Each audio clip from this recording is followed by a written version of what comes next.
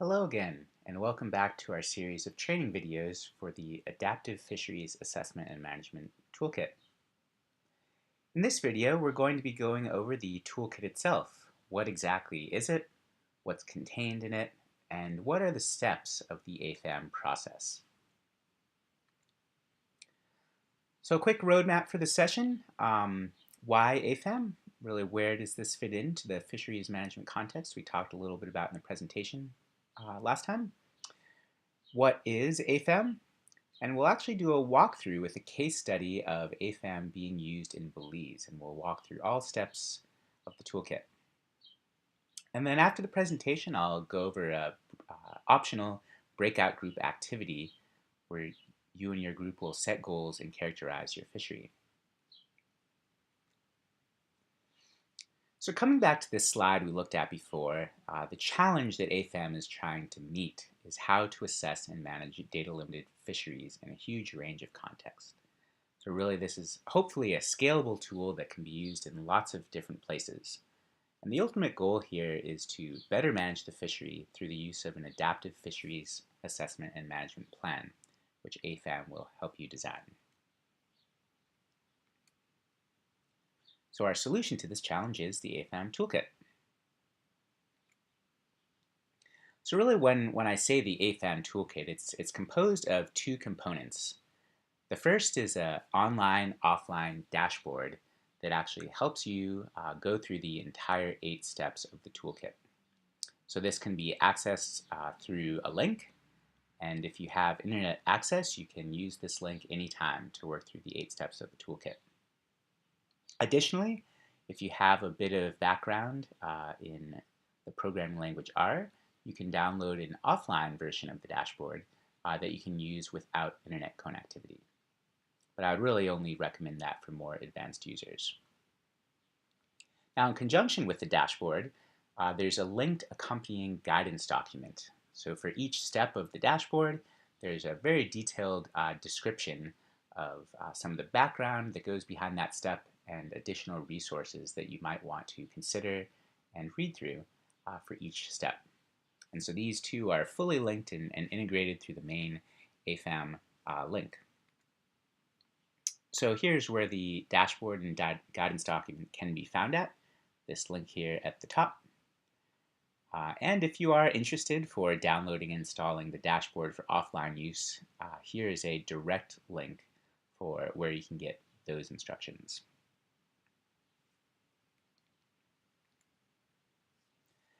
Now let's go over a little bit of what is adaptive management. What is this adaptive word all about in the Adaptive Fisheries Assessment and Management Toolkit? Well, really, I think adaptive management is a process many of us are intuitively familiar with from our day-to-day lives. We have some problem we want to solve. We design a trial solution. We implement it. We monitor and evaluate to see how well that solution did. And then we make adjustments. And then we iterate through this process over time to hopefully get better and better at solving the problem. So I like to cook a lot, and one way you could think about this is like a recipe. So say you have a recipe for a particular dish you really want to get good at making. You might try out a new design for that dish, have some friends over and taste it and see how it is, evaluate how you think you did, and then adjust your recipe for the next time you do it. And then so over time you'll get a better and better recipe. And so this is really the same process that AFAM is doing, except for assessing and managing your fishery. So the idea is that you'll get more and more information over time, and hopefully your management will get better and better.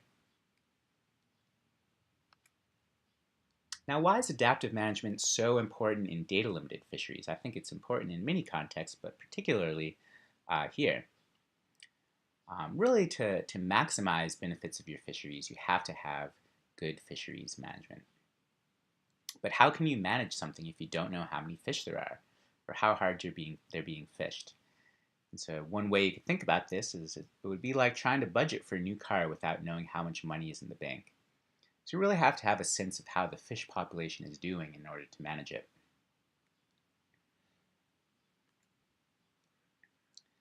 But making sure you do this adaptively is particularly important in the data limited context. Fisheries are very dynamic systems. They're changing all the time. Um, the ecology is changing underwater. The socioeconomic conditions are changing above water. Market conditions might be changing. And of course, the climate is changing in many places. Additionally, available data is often incomplete, uncertain, or accompanied by biases. So the information you have isn't perfect. Um, Finally, full statistical stock assessments are usually not possible. Now, we went over a little bit about what typically goes into a full stock assessment in the last presentation, and many places where we work just simply don't have that much information. So really what we have to do is work with what we have. But the great thing is that often, over time, we do get more and more information. So we can be adaptive to integrate that new information into our management framework over time.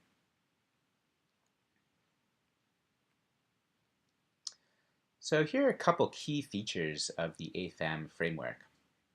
This process is designed to be collaborative and stakeholder driven.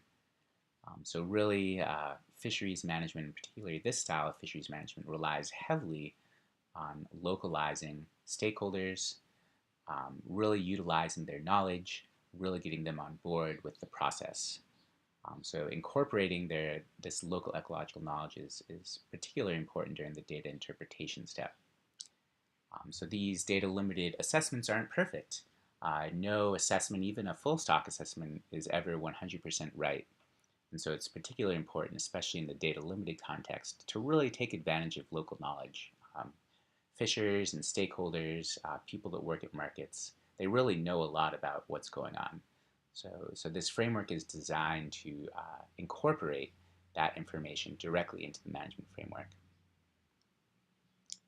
Another key feature is flexibility. So no fishery in the places we work ever has the same exact type of data available. And so we've designed AFAM to work with a variety of different data sources, different species, and different technical capacity for data analysis. So really this framework is designed to be flexible for a wide range of contexts.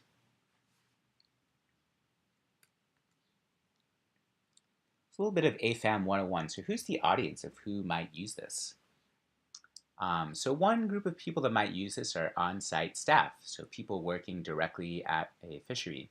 These might be fisheries technicians or scientists for local NGOs or governments. They also might be regional support staff who may support several sites.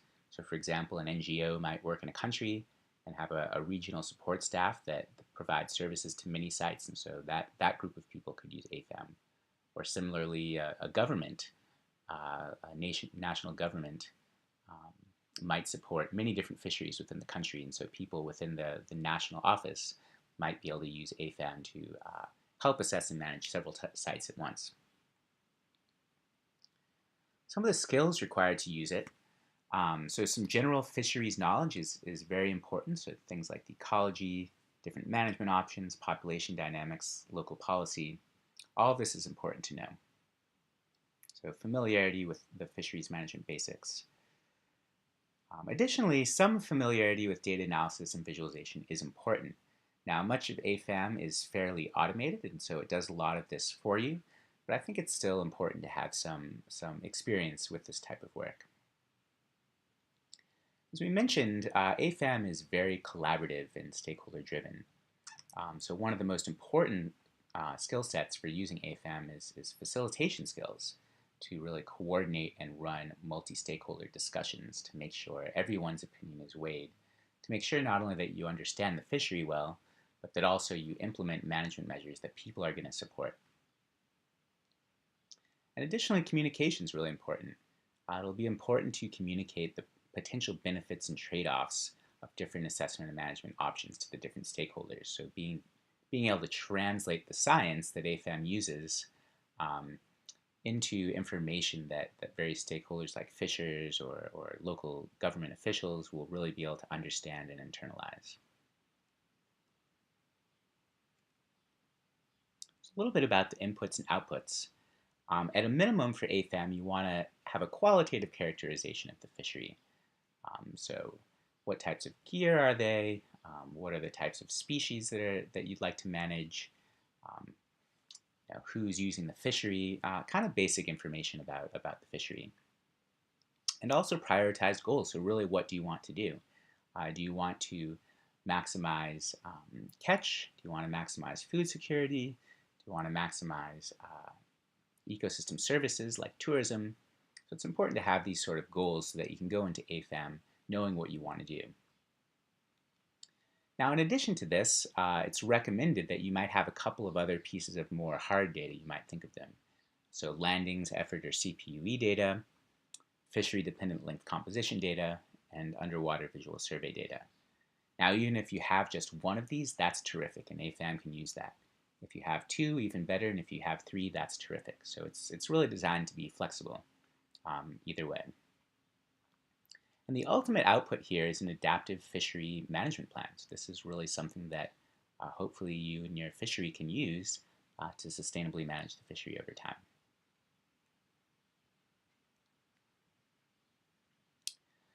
So I think often teaching is best done by example.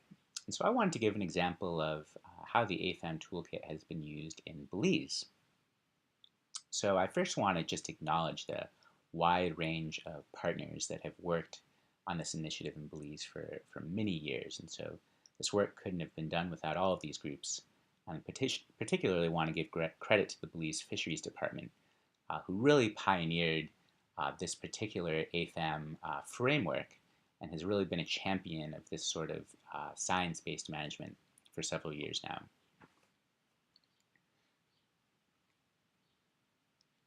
So the AFAM toolkit is an 8-step process, and these 8 steps are designed to be done adaptively over time.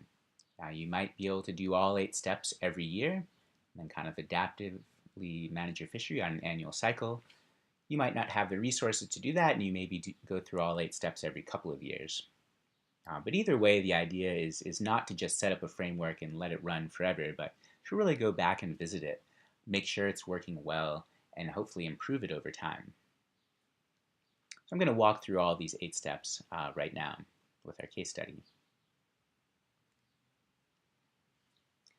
So before starting, I encourage you to check out the AFAM Toolkit worksheet. So there's a link to the worksheet from the guidance document in the dashboard, and it's in the appendix. It's this last section. And the worksheet is basically a place where you can record information from all of your steps. Now, the dashboard itself allows you to record each step, but this is also a nice way if you wanted to keep a paper copy as you go through the process. And so this will be a really nice resource. So after you've gone through the entire 8 steps, you'll have a really nice product that can hopefully be used directly in a fishery management plan. So the first step is to determine your assessment and management tier. So we've talked a lot about how this toolkit is designed to be flexible. And one of the ways it's most flexible is in the amount of data you have. And as you could imagine, if you have a lot of data, you might have a lot of different assessment and management options. If you have less data, you might have less options simply because you don't know as much about the fishery.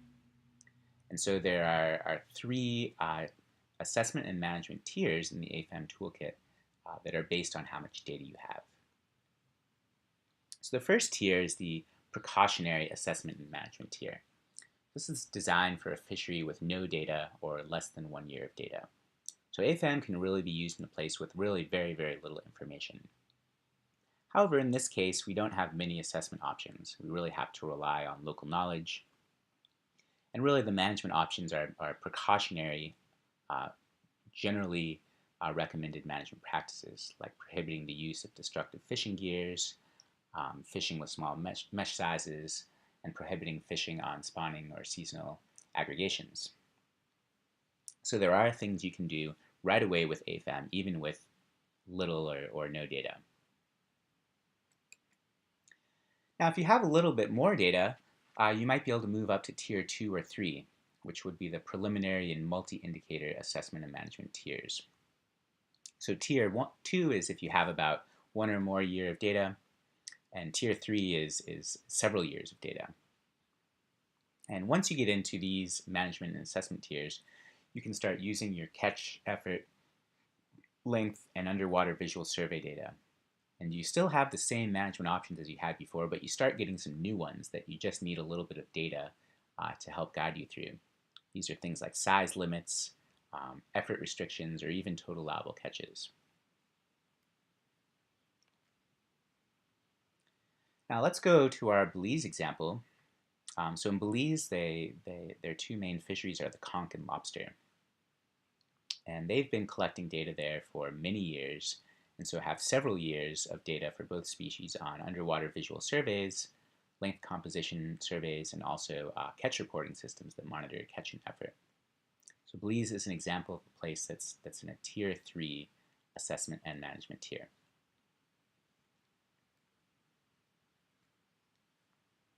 So let's move on to step 2. What are fisheries management controls? The first type of control are direct controls. This controls how much you catch, so catch limits. This is really would be an ideal situation if you could control how much is being caught. This is really hard to do. It requires a lot of information on how well the species is doing. It requires you to fully monitor catch. And so for many species we work in, this is usually not an option, but we include it in AFAM in case you do have that amount of data and that capacity. But there are other types of indirect controls, such as who fishes, so licenses, and you can restrict effort in that way. Where do people fish?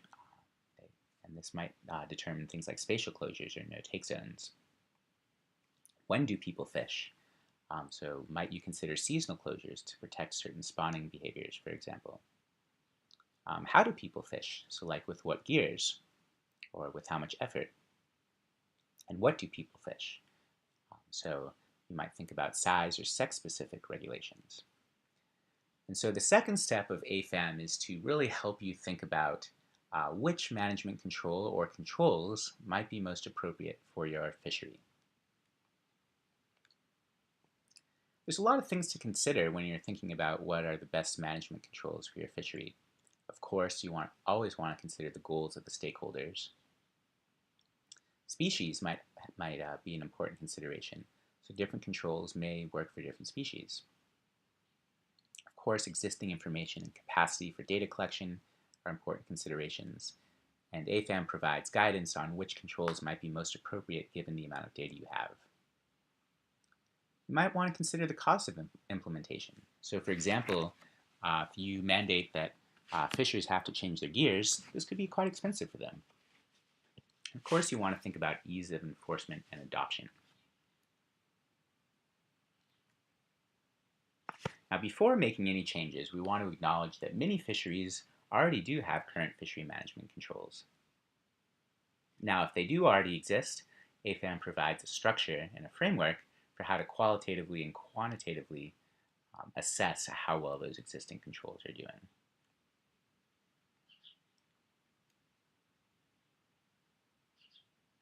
If no controls currently exist or you feel like changes might be necessary, there are a couple of resources that are provided within the AFAM Toolkit. One is a guided decision tree that basically asks a series of simple questions and provides recommendations based on your answers. The other are detailed tables that talk about the trade-offs, the pros and cons of different management control options, as well as case studies from other data-limited small-scale fisheries around the world, and what sort of controls they've implemented and what's worked and what hasn't. Now, moving into the case of Belize, this is a pretty advanced fishery, and so they actually have total allowable catches, minimum size limits, closed seasons, and gear restrictions.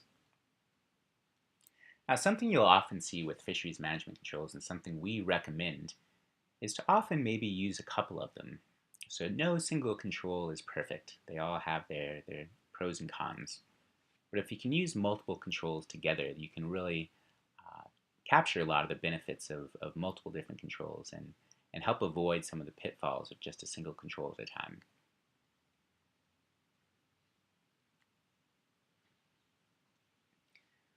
So once we know what sort of management controls we want to do, we can start thinking about how we want to assess the fishery. So how are we going to determine how healthy the fishery is?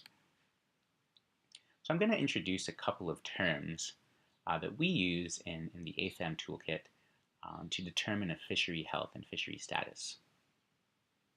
The first is performance indicators. Performance indicators provide information about the current performance of the stock. They indicate how things are doing. So this might be a single number. So this might be, for example, the percentage of fish in the catch that are mature. And so you can imagine if this number was very high, that would indicate things are doing pretty well. If this number was very low, it might indicate things are in trouble. So in conjunction with performance indicators, we want to have reference points. So a target reference point is a value that indicates that the performance of a stock is at a desirable level. This shows that things are doing really well. And so, for example, if you wanted to have 90% of your catch be mature, your target reference point would be 90%. Meanwhile, a limit reference point is a numerical value that indicates that the stock is in an unacceptable state and things are really not healthy, things are not doing well. For example, it's being highly overfished. And so for each performance indicator, you will set a target, a place where you want to strive for, and a limit, which is a place you really want to avoid.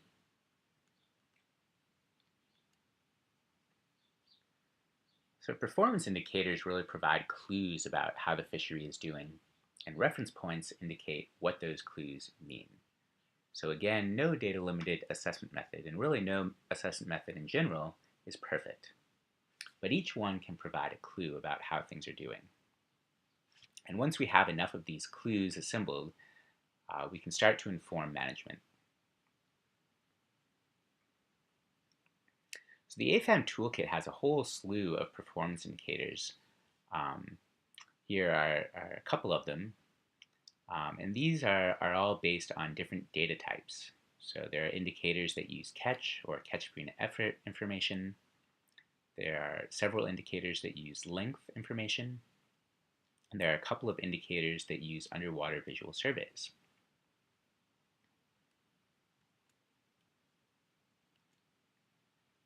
Now again, no single clue is perfect. Each one has inputs and outputs, different ones. Each has strengths and weaknesses. So really something we always recommend is to use multiple clues from multiple data sources whenever possible. So if you collect both length data and underwater visual survey data, you might want to include a length-based indicator and an underwater visual survey-based indicator. Now I like this little cartoon when I think about this. We could think of a fishery like an elephant. But when we look at the fishery with a data limited assessment method, we're just one of these little people who are only looking at a small portion of the elephant. So one person on the left is looking at its tusk and thinking it's a spear. Someone else on the right is looking at its tail and thinking it's a rope. But really what we're trying to do is put together all these perspectives and take a step back and see it for what it really is, which is an elephant. So this is just like what we're doing with the AFAM Toolkit, looking at multiple clues of our fishery, trying to get the bigger picture of what's going on.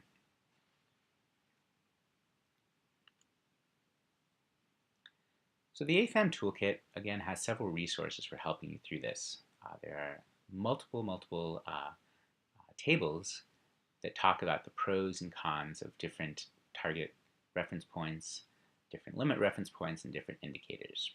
And so really we've tried to make it pretty easy to help you determine what's most appropriate for your site. Now let's return to our Belize example with the conch and lobster fisheries. So again, we have a lot of data in these two fisheries. And so for conch, performance indicators they chose to look at were density, so this is the density of conch in a given area, total catch, average shell length of the conch, and catch per unit effort. Similarly for lobster, they want to look at catch per unit effort, total catch, and average tail weight. Now as their reference point, rather than picking a number, one specific number, They've chosen to take the average over the last 10 years for most of these target reference points. And what that's saying is that Belize feels like the last 10 years have been a relatively stable fishery, and they want to maintain that. So as long as things are about what they've been for the last 10 years, they feel the fishery is going to be pretty healthy. They also do have a limit reference point for density, and this is actually based on an international agreement that's found that anything below this number would be very unhealthy. And so Belize has specifically said that if the density falls below this limit, they'll take immediate management action.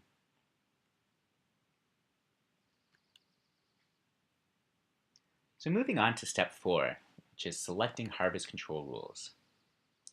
So how will assessment results be used to adaptively control our fishery? These are harvest control rules. So here's the definition. A harvest control rule translates the interpretation of assessment results into adjustments in fishery management controls. So really this is the translation process behind the numbers we get into how we actually change our fishery management controls. Now something that's really important and why this is step number 4 in the toolkit, so fairly early on, is that it's really important to agree on these before performing the assessments. Now something we want to avoid is perform the assessments and then trying to determine after that, wow, what do we do with the fishery now?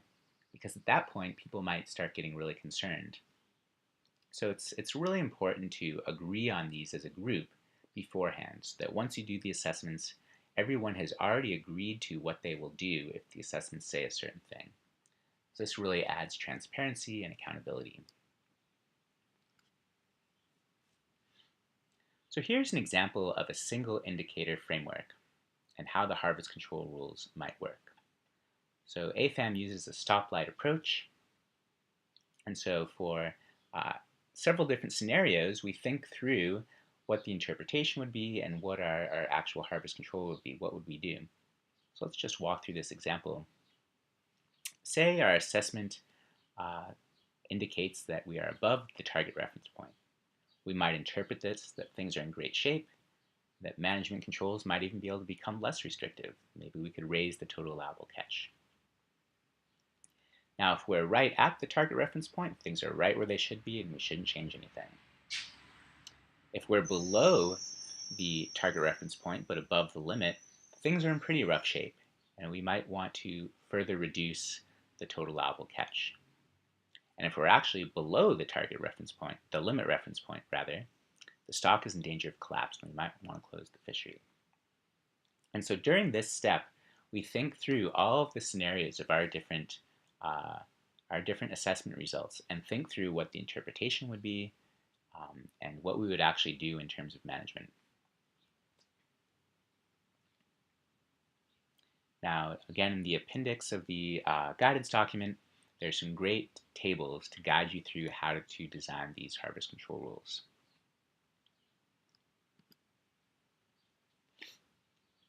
Now in Belize, we made a harvest control rule framework that was made for all foreseeable scenarios and combinations of performance indicators.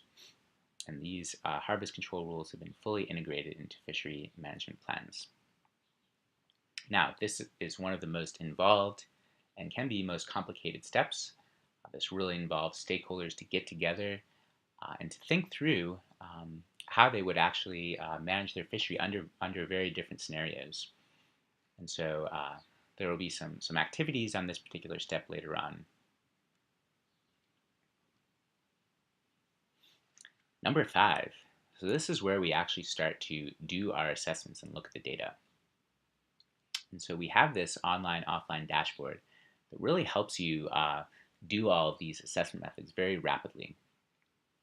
So basically, once you put in your data and told the dashboard which assessment methods you like to do, it walks you through the entire process of doing those methods. Now there are also accompanying guidance documents, provide background on the methods, so references if you want to read the original paper or have questions or about definitions, all of that information is in there. And the dashboard really includes all the steps from the data input to visualization to analysis. So by the end of step 5, you will have performed all of your assessment methods using your data.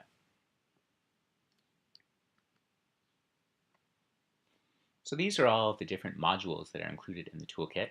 There are 4 modules for length-based assessments, 2 for catch and effort assessments, and 2 for underwater visual survey data assessments.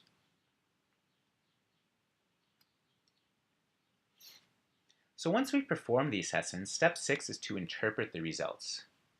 And it's really important to draw on the knowledge of scientists, fishers, government agencies, and anyone else who's a stakeholder of the fishery or familiar with the fishery.